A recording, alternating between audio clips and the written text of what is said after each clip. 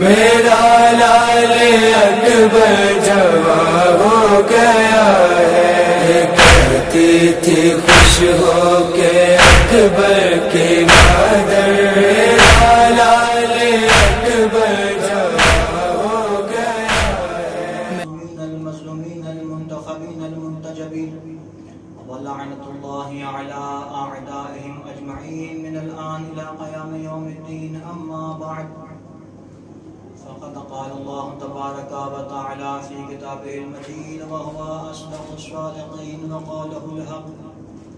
बिस्मिल्लाहिर रहमानिर रहीम। अलिफ लाम मीम। अहसिबन नासु अन युत्रकू अन यक़ूलू आमन्ना व हुम ला युफ़्तनून। सल्लल्लाहु अलैहि वसल्लम। अल्लाहुम्मा सल्लि अला मुहम्मद व आलि मुहम्मद। सामाईन किराम, मैंने सूरह अनकबूत की पहली और दूसरी आयत को आपके सामने पेश किया कि जिसमें खुदावंदे आलम इरशाद फरमा रहा है कि क्या वो लोग ये ख्याल रखते हैं कि उनको इस बात पर छोड़ दिया जाएगा कि वो लोग ईमान ले आए और उनका इम्तिहान नहीं होगा।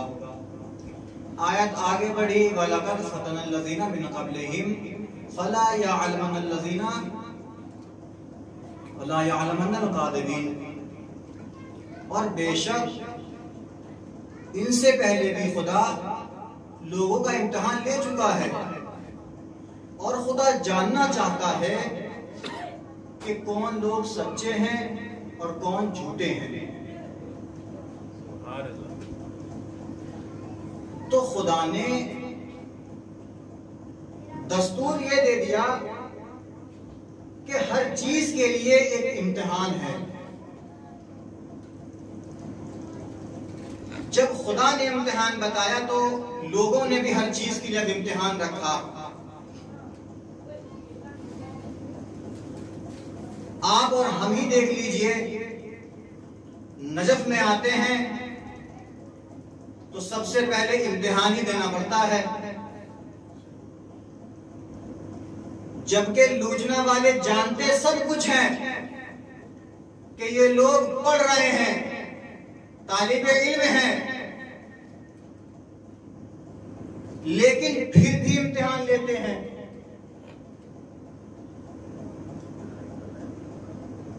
इम्तिहान इसलिए रखा गया ताकि कोई अपने आप को मुत्तकी और परहेजगार ना बता सके। अगर वो मुत्तकी परहेजगार बता रहा है तो जाहिरन तो आप मुत्तकी परहेजगार समझेंगे, लेकिन बातिनन कैसा है, इस वजह से इम्तिहान रखा कि इम्तिहान होगा तो समझ में आएगा कि ये वाकई मुत्तकी परहेजगार है या सिर्फ दिखावा कर रहे हैं। क्योंकि दिखावा करने वाले तो बहुत से लोग थे रसूल के जमाने में, लंबी लंबी दाढ़ियां रखे हुए थे, लेकिन कभी रसूल ने किसी को ये नहीं कहा कि तुम 9वें दर्जे पर फाइज हो, तुम 10वें पर फाइज हो, तुम 8वें पर फाइज हो। एक सलात पढ़ दे मोहम्मद वाले मोहम्मद पर।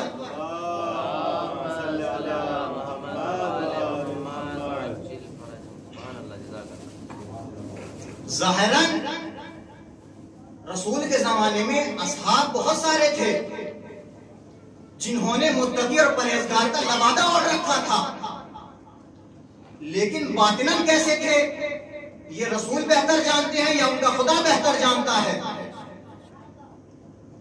पर रसूल ने कभी ये नहीं कहा कि तुम इस दर्जे पर फाइज हो। ये शरफ किसको मिला? सलमान को और अबू जर को।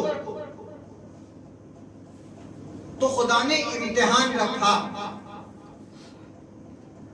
ये जानने के लिए कि पता चल सके कि कौन सच्चा है और कौन झूठा है। और हर काम करने के लिए इंसान की नीयत जरूरी होती है। खुदा सबसे पहले इंसान की नीयत देखता है कि आखिर ये काम नीयत के साथ हो रहा है या बगैर नीयत के हो रहा है। अगर कोई शख्स कहीं पर चंदा ले रहा है, अगर वो खुलूस के साथ एक अलिफ भी दे तो वो एक अलिफ ही काबिल कबूल है। और आपके इम्तिहान में और खुदा के इम्तिहान में फर्क है। आप और हम जो इम्तिहान लेते हैं, या तो हमारा मकसद इंसान को जलील करना होता है तब इम्तिहान लेते हैं, या इंसान को बुलंदी बख्शना होता है तब इम्तिहान लेते हैं। लेकिन खुदा जब इम्तिहान लेता है तो खुदा इम्तिहान के जरिए से इंसान को संवारना चाहता है ताकि इंसान का इम्तिहान ले और वो संवर सके। तो खुदा इम्तिहान की खुदा ने शर्त रखी ताकि आप भी और हम भी पहचान जाएं कि वाकई ये मुत्तकी परहेजगार है या नहीं। आप और हम किसी को यूं ही सनद नहीं दे देते। किसी को अल्लामा कहते हैं तो पहले जानते हैं वाकई ये अल्लामा है या नहीं। किसी को आयतुल्लाह कहते हैं तो वाकई जानते हैं कि आयतुल्लाह है या नहीं। इम्तिहान लेते हैं, पहले शख्सियत को मालूम करते हैं कि इसने कितना पढ़ा है और कितना नहीं पढ़ा। तो खुदा भी कह रहा है कि इम्तिहान लेगा। सिर्फ ये कह देना काफी नहीं है कि हम ईमान ले आए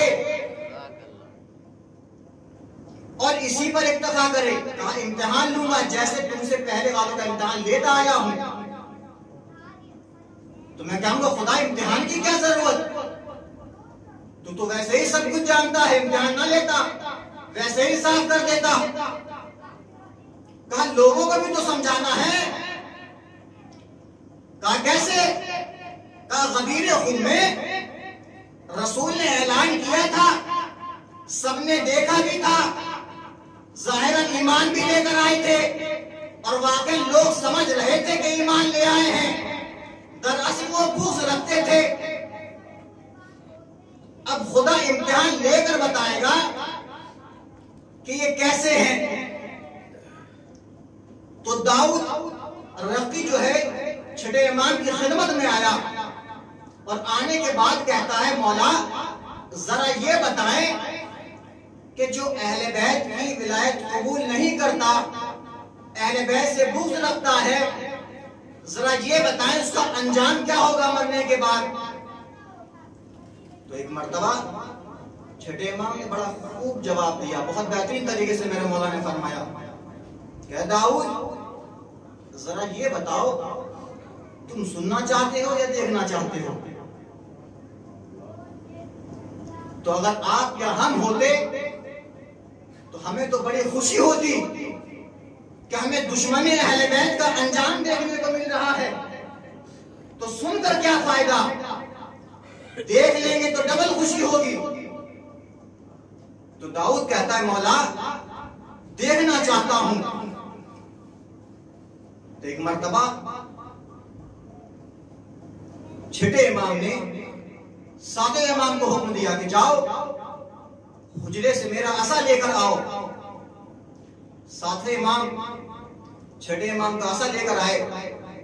कहा इनको दिखाओ कि दुश्मन अहले बैत का अंजाम क्या होता है।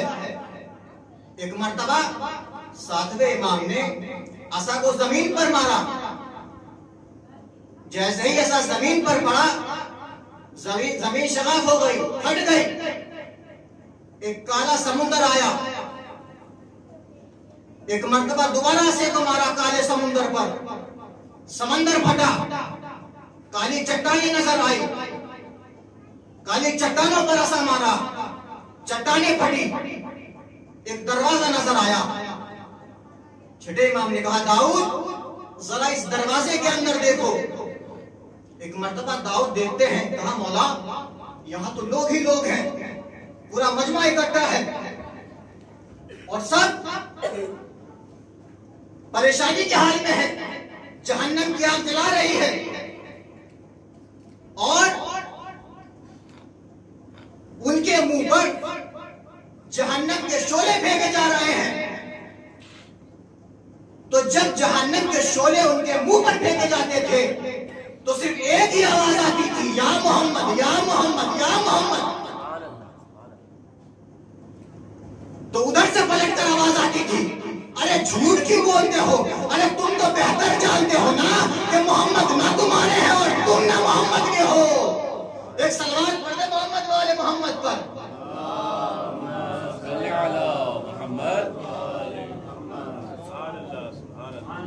क्या आवाज आई कि मोहम्मद ना तुम्हारे हैं और ना तुम मोहम्मद के हो। एक मर्तबा दाऊद ने हाथ जोड़े, कहा मौला जब आपने सब कुछ दिखाई दिया है जरा ये भी बता दीजिए कि ये शख्स आखिर हैं कौन। पता था दुश्मन आ गए थे, लेकिन कहा और जरा नजदीक से बताइए। एक मर्तबा मौला ने तफसीर करना शुरू कहा, सुनो ये बनी अजरत है, ये बनी औजा है, ये बनी उमैया है, ये फितना है, ये असहाबे फितना है, ये लईन इब्न लईन है, ये नजूस लईन है, ये असहाबे फितना है और ये असहाबे सकीफा है। ये सलावत पढ़ने मोहम्मद वाले मोहम्मद पर।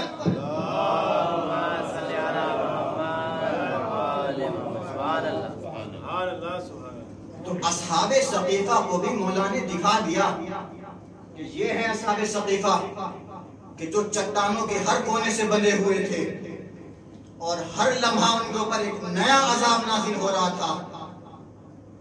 तो क्या कहा, इम्तिहान लेगा खुदा, चाहे विलायते अहले बैत कबूल की है या नहीं की है, ये आपका दिल बताएगा। जाहिरन तो हर कोई मुत्तकी लगता है, परहेजगार लगता है, बातिनन कौन कैसा है ये खुदा बेहतर जानता है। तो हर किसी का इम्तिहान लिया जाएगा। जब हमने तारीख में देखा तो सबसे बड़ा झूठा, सबसे बड़ा मक्कार, सबसे बड़ा काफिर, सबसे बड़ा मुशरिक हमें तारीख में ये तीन लोग मिले। कहा काफिर कैसे? कहा काफिर ऐसे कि जब बीबी ज़हरा बाग़े फिदक तलब करने के लिए इनके पास गई थी तो बीबी ने आयतों पर आयतें सुनाई थी और इन्होंने उन आयतों का इनकार किया था। तो भाई जो खुदा की आयतों का इनकार कर दे वो मुसलमान कहने के लायक नहीं है, ये काफिर हो गए। और झूठे मक्कार तो आप बेहतर जानते हैं कैसे हैं।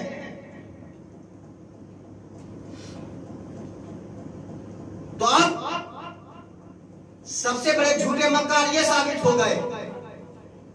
दूसरी बात, अब इन्होंने क्या किया, एक एक कर लोगों को बहकाना शुरू कर दिया। छठे इमाम ने इरशाद फरमाया है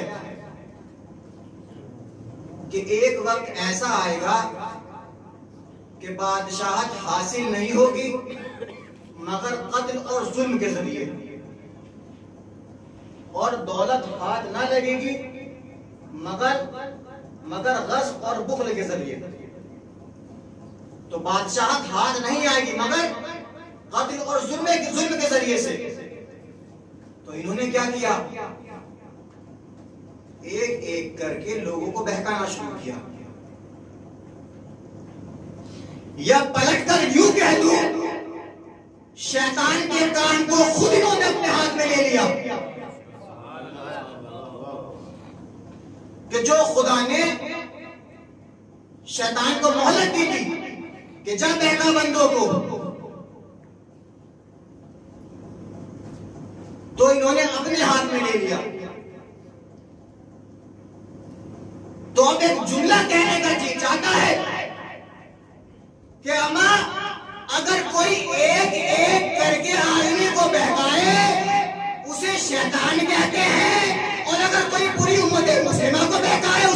शैतान कहते हैं। सलावत पढ़े मोहम्मद वाले मोहम्मद पर।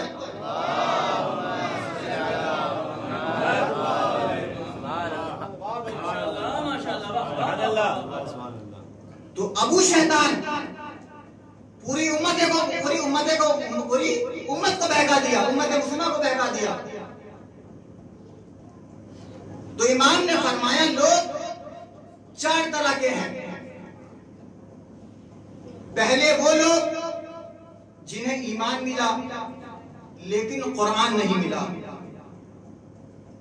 दूसरे वो लोग जिन्हें कुरान मिला लेकिन ईमान नहीं मिला। और तीसरे वो लोग जिन्हें ईमान भी मिला और कुरान भी मिला। और चौथे वो लोग जिन्हें न ईमान मिला और न कुरान मिला। का मौला जरा तफसीर कर दीजिए, क्योंकि आप आए ही इसीलिए हैं ताकि इन नासमझों को या हम नासमझों को समझा सके। वरना हमारी क्या मिसाल, हम कुरान की आयत पढ़े और समझ जाए। भाई समझ वो ही सकता है जो कह दे कि कुरान काफी है और उसके बाद भी नासमझा बने लेकिन समझ ना पाए। कह तो दिया कुरान काफी है लेकिन समझ नहीं पाया, तो कहा ना जाहिरन मुत्तकी परहेजगार है, बातिनम कैसे है खुदा बेहतर जानता, इसीलिए इम्तिहान रखा। तो मौला तफसीर करिए। कहा सुनो, जिनको सिर्फ ईमान मिला और कुरान ना मिला वो उस मीठे फल की तरह है जिसमें खुशबू नहीं पाई जाती। मीठा होता है लेकिन खुशबू नहीं होती। कहा जिन्हें कुरान मिला ईमान नहीं मिला, कहा वो लोग ऐसे हैं जैसे चमेली का फूल कि जो खुशबूदार तो होता है लेकिन कोई लज्जत नहीं होती उसके अंदर। कहा तीसरे वो लोग जिन्हें कुरान भी मिला और ईमान भी मिला, कहा उनकी मिसाल तरंज की तरह है। हिंदुस्तान में तो नहीं पाया था, मैंने कभी देखा नहीं, लेकिन इराक में मिलता है कि जो मीठा भी होता है और खुशबूदार भी होता है। का चौथे कौन लोग? का चौथे वो जिन्हें न ईमान मिला न कुरान मिला। उनकी मिसाल हंजल की तरह है कि जिसमें ना कोई जायका होता है और ना खुशबू होती है। सलावत पढ़ दे मोहम्मद वाले मोहम्मद पर।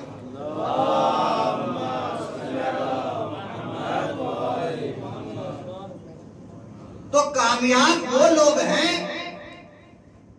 कि जिनको कुरान भी मिला और ईमान भी मिला, वो लोग कामयाब हैं।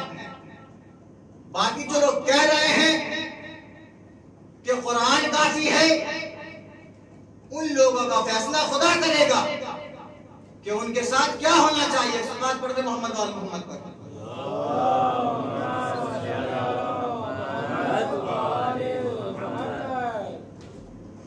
तो क्या कहा खुदा ने कि क्या लोगों ने ये गुमान कर लिया है कि उनका इम्तिहान नहीं लिया जाएगा। सिर्फ इस बात पर इत्तेफाक कर लिया हम लोगों ने कि उनको बगैर इम्तिहान के छोड़ दिया जाएगा, जबकि खुदा अब तक इम्तिहान लेता हुआ आया है। हर किसी का खुदा ने इम्तिहान लिया है। और वाकईन ये दुनिया सिर्फ उन लोगों के लिए है कि जो मिट्टी के बने हैं। नूरानी शख्स के लिए दुनिया नहीं है। जैसा कि रसूल ने कहा था, बेटी ये दुनिया तुम्हारे लिए नहीं है।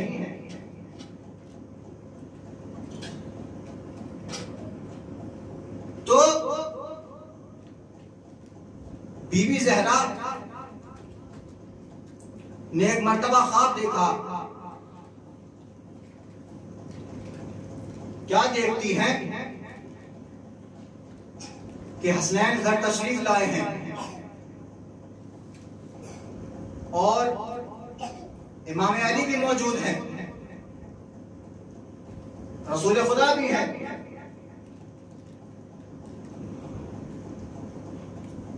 एक मर्तबा बीबी ज़हरा से कहा, बेटी आमादा हो जाओ। बीबी ज़हरा आमादा हुई, साथ में हसनैन भी चले, इमाम अली भी चले। एक जगह पर पहुंचे, रसूल ने एक दुम्बा खरीदा। अब दुम्बे को ज़िबा किया गया, उसे काटा गया, पकाया गया, उसके बाद फिर खाया गया। जब खा लिया तो बीबी ज़हरा क्या देखती हैं कि उसके खाते ही सब इस दुनिया से रुखसत हो चुके हैं। अब बीबी ज़हरा ख्वाब से बेदार हुई। क्या देखती हैं वाक़यान? घर हसनैन तशरीफ लाए हैं, इमाम अली भी हैं और रसूल खुदा भी हैं। वही चीज जो ख्वाब में देखी थी। कहा, बेटी आमादा हो जाओ, चलना है। सवारी मंगाई गई, बीबी ज़हरा सवार हुई। वही जगह जहां बीबी ने देखा था वहीं क़याम किया। अब क्या देखती हैं कि रसूल ने दुम्बा खरीदा है और दुम्बा भी वैसा ही जैसा कि ख्वाब में देखा था। अब ज़िबा किया गया, लेकिन पकाने के बाद जब खाने की बारी आई, अब बीबी ज़हरा से रहा ना गया। एक मर्तबा गिरिया करना शुरू कर दिया। अब रसूल खुदा से रहा ना गया। एक मर्तबा रसूल खुदा ने बीबी ज़हरा से पूछा, ऐ बेटी फातिमा, जरा ये बताओ कि आखिर रोने का क्या सबब है? तुम्हें किसने अज़ियत दी या किस बिना पर रो रही हो? तो एक मर्तबा बीबी ज़हरा ने कहा कि जो माजरा हो चुका है ये मैं ख्वाब में देख चुकी हूँ और आगे जो होने वाला था वो देखना नहीं चाहती। तो एक मर्तबा रसूल ने मुसल्ला बिछाया, नमाज पढ़ी, जिब्राइल नाज़िल हुए। जिब्राइल से सवाल किया कि आखिर ये ख्वाब देखा कैसे? एक मर्तबा जिब्राइल ने कहा कि फला शैतान है कि जो बीबी के ख्वाब में आया था और उस शैतान ने बीबी को ख्वाब दिखाया है। अब एक मर्तबा रसूल ने उस शैतान को बुलाया। बुलाने के बाद तारीख में मिलता है कि 2 बार उसके मुंह पर थूका और उसको नेज़े से मारा। तो अब आप कहने दीजिए कि जो फातिमा को ख्वाब में अज़ियत दे, रसूल उसे ना बख्शे, तो जो हक छीन कर अज़ियत दे। एक सलात पढ़े मोहम्मद वाले मोहम्मद पर।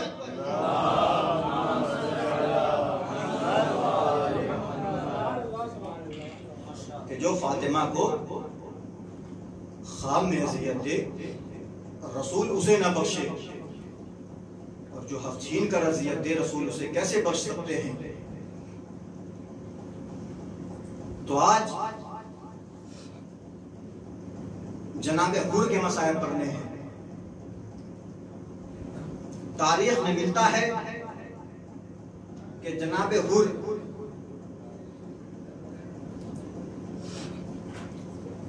के जब हसनैन बैतुल्लाह के लिए निकले हज करने के लिए, तो रास्ते में इमाम हुसैन की तबीयत कुछ नासाज हो गई। क्या देखा? बयाबान है, कोई मकान नहीं है। तो एक इत्तेफाक से झोपड़ी देखने को मिली। इमाम हसन ने उस झोपड़ी को देखा और वहां पहुंचे। पहुंचने के बाद क्या देखते हैं कि एक ज़ईफा है। उस ज़ईफा से कहा, ऐ ज़ईफा, मेरे भाई हुसैन की तबीयत नासाज है, अगर कुछ पीने को हो तो ले आओ। उस ज़ईफा ने कहा कि देखो, मेरे पास सिर्फ एक ही बकरी है कि मैं इसका दूध निकाल कर पीती हूं। तो उन्होंने कहा ठीक है, दूध निकाल कर दे दो। दूध निकाल कर बकरी का इमाम हुसैन इमाम हसन की खिदमत में दे दिया। उसके बाद इमाम हसन ने कहा कि अगर कुछ खाने के लिए हो तो, कहा मेरे पास एक ही बकरी है, ठीक है आप कहते हैं तो इसे ज़िबा कर देती हूं। उस बकरी को ज़िबा किया। खाने के बाद इमाम हसन ने कहा कि देखो, मैं हज के लिए जा रहा हूं, जब मैं मदीने पहुंच जाऊंगा तो वहां पर जब कभी भी तुम्हारा आना हो तो मेरा नाम किसी से भी पूछ लेना और मेरे घर पर आ जाना। जो भी खिदमत होगी मैं अंजाम दूंगा, या जो भी तुम्हें काम होगा। अब उनके पास एक बकरी थी, वही ज़िबा हो गई। अब उनके दिन गुजरते रहे गुर्बत की हालत में। अब ज़ईफ शौहर भी उसका आया कि बकरी थी, क्या हुई? कहा कि फला फला आए थे और भूखे थे, मैंने उन्हें खिला दी। और वो ये कह कर गए हैं कि हम हज के लिए जा रहे हैं और जब मदीना पहुंचेंगे तो अगर कोई भी परेशानी होगी तो वहां पर आकर बयान कर देना। कहा ठीक है। उनके दिन गुजरते रहे। जब बिल्कुल ही गुर्बत आ गई,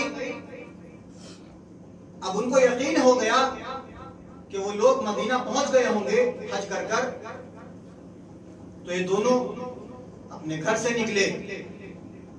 मदीने पहुंचे ही थे कि एक मर्तबा इमाम हसन ने उनको देखा और देखकर पहचान लिया। फौरन ही इमाम हसन ने उनको अपने यहाँ मेहमान रखा।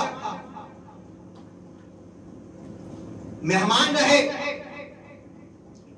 जब भी जाने को कहते थे इमाम हसन कहते थे कि जरा कुछ और दिन रुक जाओ। फिर और रुके, कहा जरा कुछ और दिन रुक जाओ, अभी हमारा मन नहीं भरा, मेहमान हो।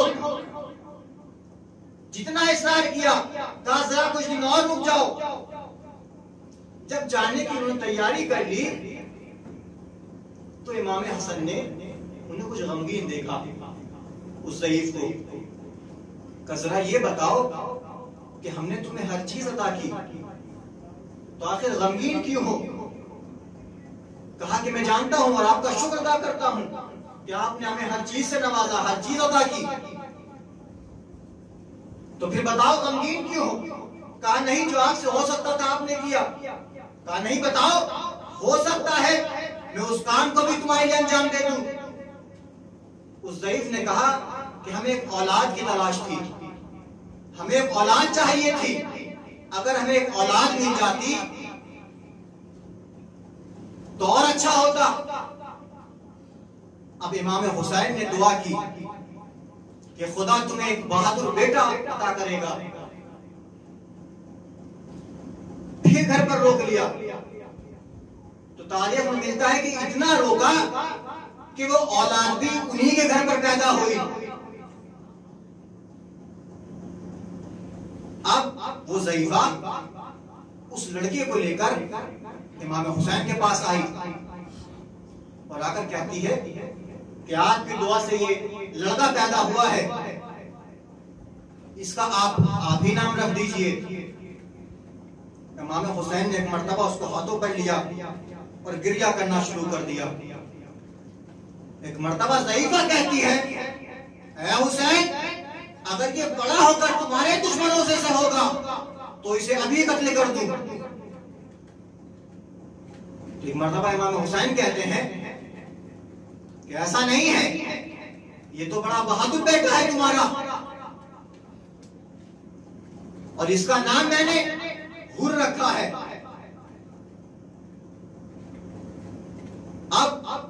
जब जनाब हुर कूफा पहुंचे, जवानी का आलम है, एक मर्तबा जब हुर ने इमाम हुसैन के